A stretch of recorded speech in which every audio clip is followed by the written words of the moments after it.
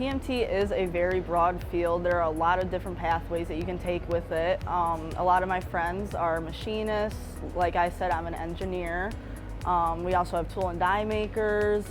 There's so many different paths that you can take in this field, whichever one really suits you. And working in this lab, you kind of get to get a feel for all the different positions and find what's perfect for you. Computer numerical control work to me is very satisfying. I love taking apart and turning it into something that is, you can use on a day-to-day basis.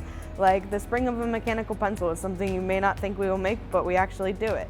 I chose precision machine technology because I like to work with computers and work with my hands, and this class was the best of both worlds. I came here looking for a program to join, and I ran into lab instructor Mr. Green, and he told me about it, and I fell in love with it.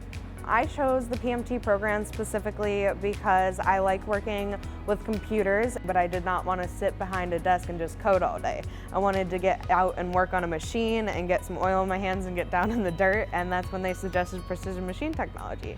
Precision machining is everywhere. Anything you pick up, anything you look at has been machined. Your brakes on your car, parts in your phone, everything.